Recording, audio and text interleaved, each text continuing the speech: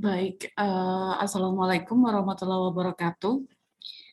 Kali ini kita akan membahas terkait konsep sehat, sakit, dan triad epidemiologi untuk pertemuan pagi hari ini. Nah, terkait konsep sehat dan sakit, nah ini seperti apa sih sehat dan ketika apa itu sakit? Ya, jadi ada yang menganggap bahwa I'm healthy and that's really good, gitu kan? Dan dia merasa sehat. Kemudian ada satu temannya, dia bilang bahwa I'm healthy too, but I'm temperament. Is it okay gitu kan? Jadi kayak dia merasa sehat, tidak ada penyakit fisik, tapi misalnya dia apa ya mengalami temperamen, kemudian mungkin kecemasan atau nggak bisa tidur gitu ya. Terus si temennya, I think you should go to the doctor. Jadi sehat itu uh, dua-duanya kan tidak merasa sakit secara fisik, tetapi yang satu sehat dan dia merasa baik-baik saja, kemudian yang satu dia tidak berpenyakit, tetapi ada lebih ke arah kesehatan mentalnya. Nah, dan dia menyarankan untuk pergi ke ke ke dokter ataupun ke psikolog gitu ya. Jadi sehat sakit gitu ternyata bukan hanya ketiadaan penyakit secara fisik. Jadi menurut WHO, health is a state of complete physical, mental, and social well-being and not merely the absence of disease or infirmity. Jadi bukan hanya tidak hanya uh, tidak adanya penyakit, not merely the absence of disease. Jadi harus ada kesehatan secara fisik, secara sosial, secara mental juga gitu ya. Jadi sehat secara seutuhnya seperti itu konsep sehat. Jadi bukan berarti ketiadaan penyakit itu menjadi sehat gitu, tapi walaupun tidak ada penyakit, tapi ketika misalnya secara mental, secara sosial ada permasalahan, itu berarti ada hal yang perlu diselesaikan gitu terkait kesehatan seseorang itu. Nah, menurut Undang-Undang Republik Indonesia, tadi pengertian dari WHO, kalau pengertian dari Undang-Undang Republik Indonesia nomor 36 tahun 2009, jadi kesehatan adalah keadaan sehat baik secara fisik, mental, spiritual maupun sosial yang memungkinkan setiap orang untuk hidup produktif secara sosial dan ekonomis. Jadi ada spiritual juga kalau di Undang-Undang RI ya untuk terkait kesehatan ini sehingga orang itu bisa secara produktif secara sosial dan ekonomi.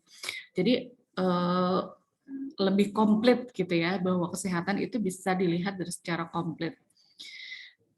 Kemudian ini misalnya ada misalnya sehat dari penyakit polio. Kita tahu bahwa polio dulu pernah outbreak ya, jadi banyak sekali kasus-kasus polio. Kemudian setelah adanya vaksin polio, kemudian terus menurun, kemudian sampai eliminasi polio. Sampai sekarang anak-anak gitu kan ada vaksinasi polio. Jadi misalnya secara fisik tidak cacat, baik anggota gerak, tulang belakang, dan otak. Secara mental dia berani, suka bersosialisasi, kemudian sehingga dia menjadi produktif. Bisa anak-anak bisa sekolah, bisa bermain, beraktivitas.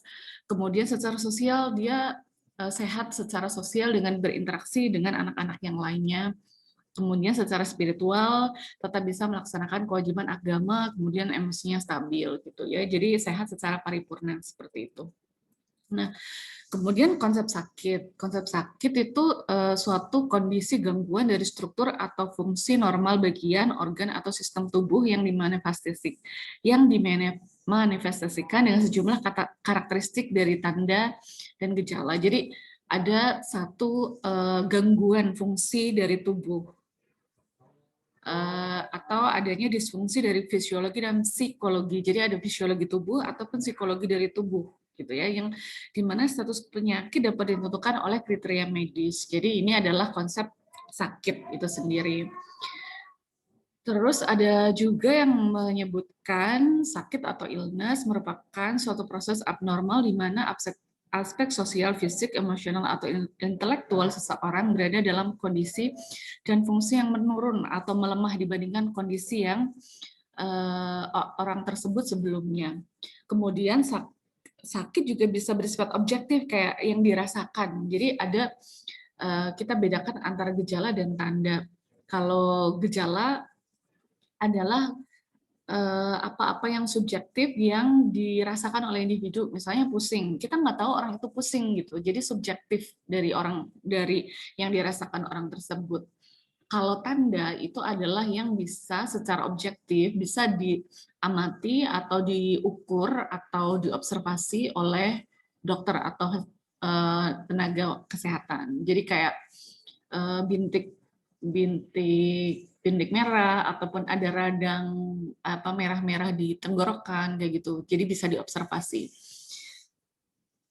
Kemudian seseorang dikatakan sakit atau tidak didasarkan pada diagnosis yang telah ditegakkan. Kriteria diagnosis biasanya didasarkan pada gejala, tanda, riwayat, dan hasil tes laboratorium. Gitu. Jadi misalnya contoh seseorang diidentifikasi sebagai penderita TB paru apabila telah menunjukkan gejala dan tanda seperti batuk lebih dari 2 minggu dan ditemukan bakteri penyebab TB paru pada pemeriksaan sputum.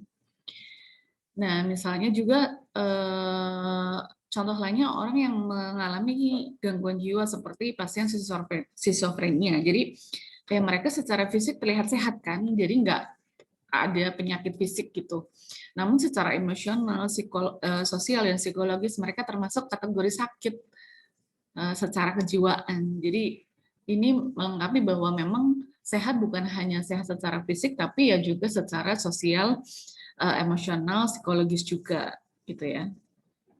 Nah ini misalnya secara emosional orang dengan HIV/AIDS lebih labil, emosinya tinggi, kemudian secara fisik juga muncul penyakit-penyakit oportunistik, kemudian secara intelektual juga menurun, seperti mudah lupa, sulit memecahkan masalah, kemudian secara psikologi ada perasaan bersalah, dosa gitu ya, kemudian secara sosial juga dia mengalami stigma dan diskriminasi. Nah ini contoh dari beberapa dampak yang terjadi ketika orang sakit penyakit tertentu.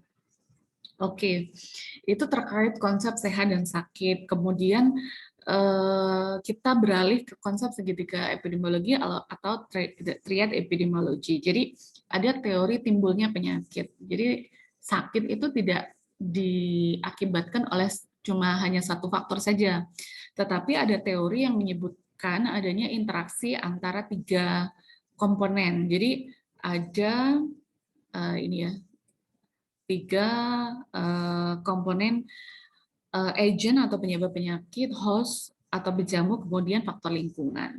Jadi triad epidemiologi suatu model yang mengilustrasikan bagaimana penyakit menular menyebar. Jadi lebih sebenarnya memang bisa implementasikan pada penyakit menular tidak menular, tapi memang lebih banyak triad epidemiologi ini dipakai untuk penyakit yang menular.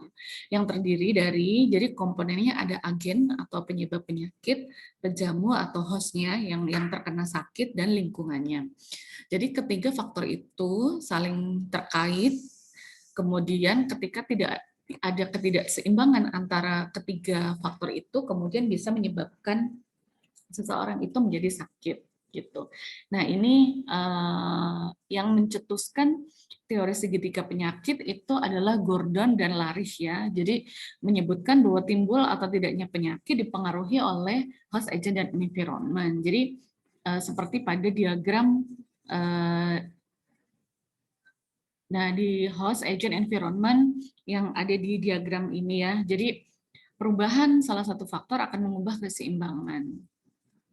Nah kalau di dalam teori itu ada beberapa keadaan yang menyebabkan ketidakseimbangan. Kalau kita lihat di sini yang menjadi tumpuan bagian dasar adalah L atau lingkungan. Jadi A adalah agen, P adalah berjamu, L adalah lingkungan. Jadi yang menjadi dasar dari segitiga itu adalah lingkungan. Jadi ada satu keadaan, misalnya ada satu perubahan di lingkungan, misalnya curah hujan meningkat gitu. Kemudian kalau misalnya penyakit DBD, kemudian ada banyak genangan air di kontainer atau barang-barang bekas di rumah, sehingga meningkatkan kepadatan nyamuk, kemudian bisa meningkatkan resiko penularan DBD, itu bisa seperti itu. Atau perubahan lingkungan, perilaku lingkungan itu bisa lingkungan fisik seperti temperatur, suhu, curah hujan, kelembaban, kemudian juga bisa kondisi geografi seperti ketinggian, kemudian kepadatan penduduk, mobilitas penduduk, ataupun perilaku ya dari lingkungan. Jadi perubahan lingkungan ini bisa menyebabkan ketidakseimbangan baik agentnya ataupun bejamunya. Misalnya perubahan lingkungan membuat T-nya atau bejamu tuh menjadi lebih rentan. Misalnya perubahan cuaca gitu kan, menjadi ada sistem imunnya menjadi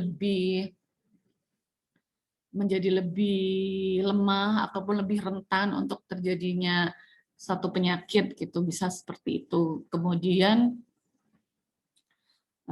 ataupun kondisi lingkungan yang menyebabkan agentnya itu, atau agent itu kan bisa bermacam-macam ya, ada virus, ada bakteri, ada parasit, ataupun agen-agen non biologis. Jadi bisa menyebabkan misalnya si agen penyakitnya itu bertambah parah, bertambah ganas, atau lebih, misalnya sekarang virus COVID-19 itu mengalami mutasi sehingga ada yang lebih cepat menular atau menjadi lebih parah gitu. Seperti itu bisa terjadi untuk teori timbulnya penyakit. Nah, ini adalah rantai penularan penyakit. Jadi penyakit itu ada rantai infeksi. Jadi ada reservoir ataupun agent. Ini adalah penyebab penyakit. Kemudian ini adalah susceptible host atau pejamu yang rentan. Kemudian ada portal of entry kayak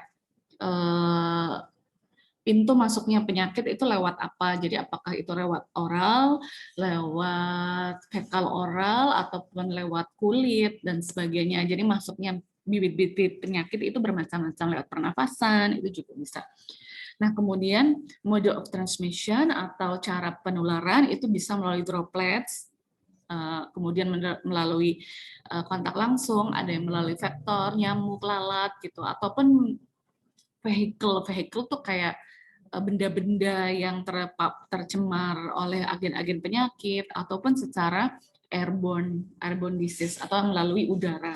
Ini adalah beberapa cara-cara penularan penyakit yang bisa terjadi.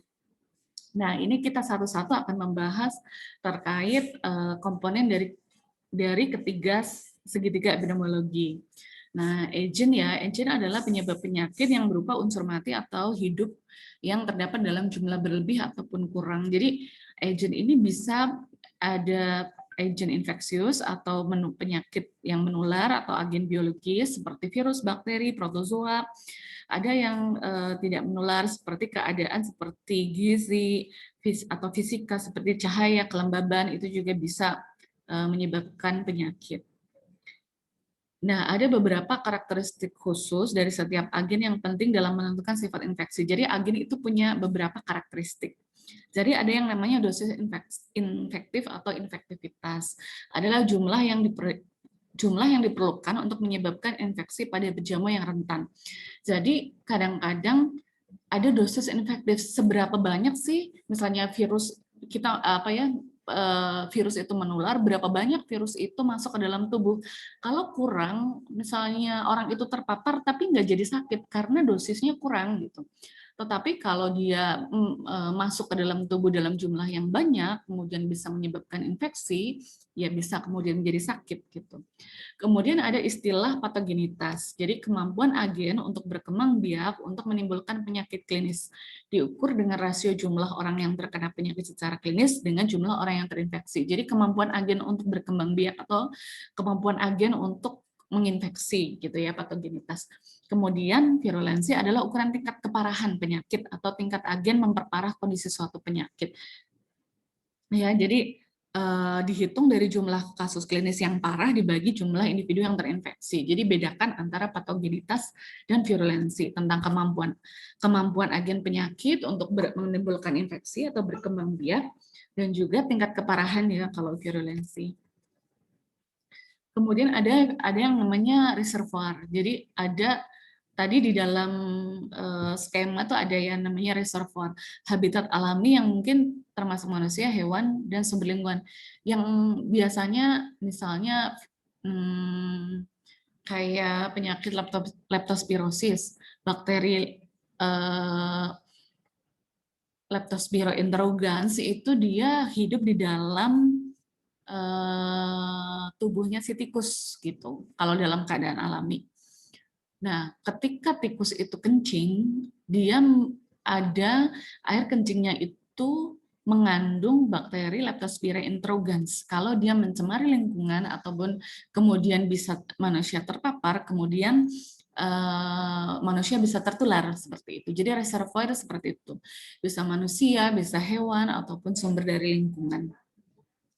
Kemudian sumber infeksi adalah orang atau objek tempat penjamu ditularkan. Jadi sumber infeksi itu ya yang menjadi sumber infeksi manusia, gitu, hewan bisa seperti itu, atau bisa penjamunya. Jadi sumber infeksi.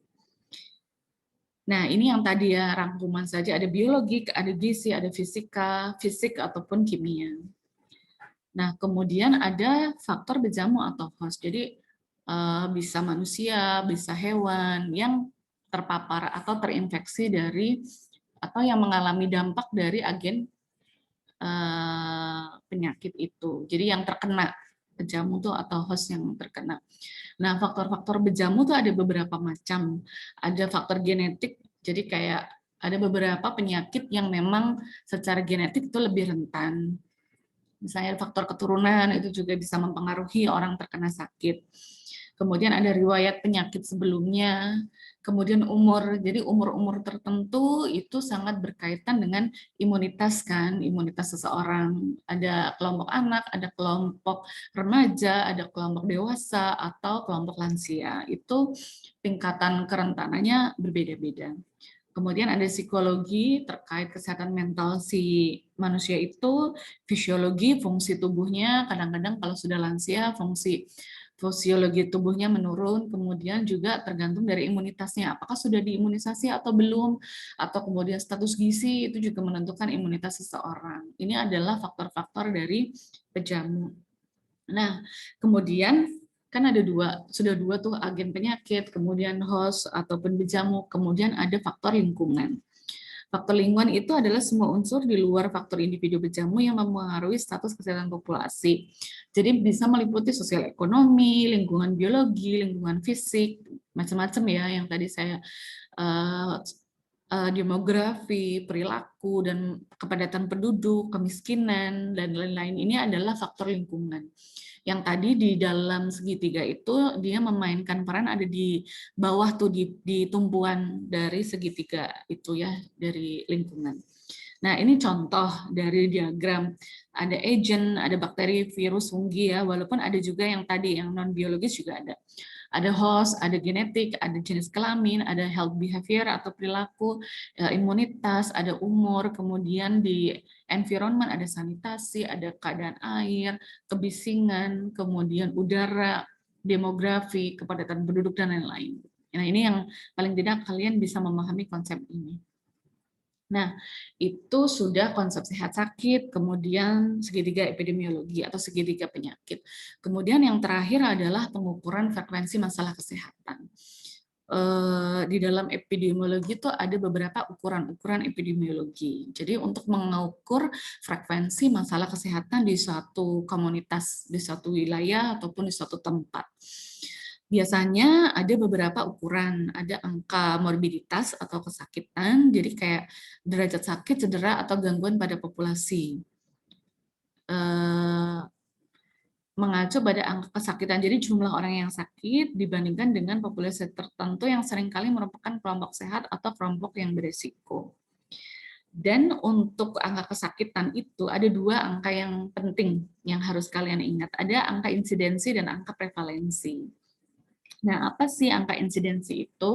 Angka insidensi adalah gambaran tentang frekuensi penderita kasus baru. Jadi ingat-ingat kalau insidensi adalah jumlah kasus baru suatu penyakit ditemukan pada suatu waktu di suatu kelompok masyarakat.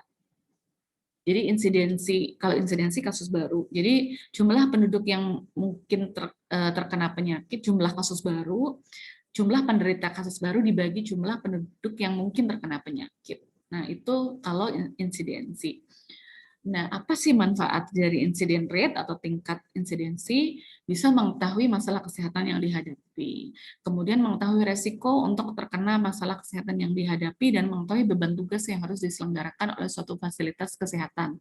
Jadi ada angka kasus ya. Jadi kalau di angka-angka di puskesmas, di rumah sakit, ataupun di dinas kesehatan, kita jangan hanya melihat kasusnya berapa, tapi kasus berapa per populasinya berapa. Jadi misalnya di satu desa dengan desa yang lain, kalau kadang mungkin kasusnya sama, tapi tingkat insidensinya bisa berbeda karena populasinya berbeda. Itu yang harus dipahami tentang ukuran epidemiologi. Jadi jangan hanya melihat angka kasusnya saja. Kalau di incident rate adalah kita melihat kasus yang baru. Kemudian kalau ada prevalensi, jadi tentang frekuensi penderita lama dan baru. Jadi kalau insidensi hanya yang baru, kalau prevalensi adalah penderita lama dan baru di suatu jangka waktu tertentu di sekelompok masyarakat tertentu. Jadi jumlah penyakit yang lama dan baru per jumlah penduduk di situ. Kemudian manfaat prevalensi bisa menggambarkan tingkat keberhasilan program pemberantasan penyakit, bisa untuk menyusun perencanaan pelayanan kesehatan, misalnya di rumah sakit, ini bisa nih, atau di dinas kesehatan, puskesmas gitu ya, perencanaan pelayanan kesehatan seperti obat, tenaga, ruangan yang dibutuhkan gitu. Kemudian menyatakan banyaknya kasus yang dapat didiagnosis. Nah, ini ada beberapa prevalensi itu ada period prevalent rate, kemudian ada point prevalent rate. Jadi jumlah penderita lama dan baru suatu penyakit yang ditemukan pada jangka waktu tertentu dibagi dengan jumlah penduduk pada pertengahan jangka waktu yang bersangkutan. Jadi ada walaupun sebagian besar biasanya per tahun ya prevalent rate, tapi ada juga yang per periode tertentu, atau ada juga pada suatu saat tertentu yang dinamakan dengan point prevalent rate, jumlah penderita lama dan baru suatu penyakit pada suatu saat dibagi dengan jumlah penduduk saat itu. Jadi kalau period prevalent itu ada jangka waktunya, kalau point prevalent itu pada saat tertentu itu. Nah, jadi dari penjelasan yang tadi kita tahu bahwa kalau insidensi adalah penyakit yang baru, kalau prevalence adalah yang lama. Jadi kasus lama dan baru. Jadi insiden kalau kita gambarkan bahwa ada kayak air terjun, kalau yang di sini adalah insiden, kalau di sini yang ada di sini di kolamnya berarti gabungan antara yang sudah lama dan yang baru gitu. Ini adalah gambaran dari insidensi dan prevalensi. Kemudian angka prevalensi dipengaruhi oleh tingginya insidensi atau tingginya kasus baru dan lamanya sakit atau durasi. Jadi kayak misalnya penyakit tuberkulosis gitu kan, misalnya dia memerlukan waktu pengobatan kalau yang biasa itu 6 bulan gitu. Misalnya kasus 2020 gitu, belum sembuh kan masih tetap tercatat pada angka kasus 2021. Nah, itu termasuk pada kasus lama. Nah, kalau prevalensi berarti berapa sih yang kasus baru pada tahun 2001 plus kasus yang belum sembuh gitu atau kasus lama gitu. Itu kalau prevalensi. Nah, ini adalah tabel perbedaan antara insidensi dan prevalensi. Jadi insidensi hanya menghitung kasus baru, tingkat tidak tergantung durasi, merefleksikan kemungkinan menjadi penyakit, lebih disukai bila melakukan etiologi penyakit. Jadi ini adalah beberapa perbedaan ya yang dari penjelasan tadi bisa dilihat perbedaan antara insidensi dan prevalensi. Nah, kemudian ada juga yang namanya attack rate, angka tingkat serangan gitu ya. Nah, ini adalah ukuran yang biasanya digunakan pada saat epidemik atau pada saat KLB ataupun wabah. Ya, jadi seberapa orang yang terkena serangan suatu penyakit per orang yang berisiko gitu. Jadi intinya seperti itu. Jadi rumusnya penderita baru dalam suatu saat yang terkena misalnya pandemi, ada misalnya satu desa ada satu wabah gitu atau keracunan makanan gitu. Yang keracunan makanan berapa? Di per yang berisiko atau yang makan makanan itu berapa, yang sakit berapa gitu. Nah, itu attack rate yang biasa digunakan pada keadaan wabah KLB gitu ya. Kemudian ada juga yang namanya secondary attack rate. Jadi kadang kalau wabah itu ada kayak pandemi ini ada gelombang pertama, gelombang kedua. Kalau secondary attack rate adalah pada kadang-kadang sudah turun kemudian ada serangan kedua. Ini kalau di dalam ukuran epidemiologi ada juga yang namanya secondary attack rate. Jadi jumlah menderita baru pada serangan kedua per jumlah penduduk penduduk yang terkena pada serangan pertama. Kemudian yang terakhir ada yang namanya case fatality rate. Jadi jumlah kematian karena suatu penyakit dalam 1 tahun per jumlah menderita penyakit tersebut pada tahun yang sama. Jadi yang meninggal per jumlah penderita penyakit tersebut. Jadi bisa menunjukkan keganasan seberapa misalnya yang sakit 100. Nah, dari yang sakit 100 itu berapa yang meninggal? Itu bisa menunjukkan keparahan penyakit atau keganasan penyakit gitu. Oke, itu mungkin yang bisa saya sampaikan untuk konsep sehat sakit. Mudah-mudahan bisa dipahami untuk informasi dari materi ini. Baik, terima kasih. Saya akhiri. Assalamualaikum warahmatullahi wabarakatuh.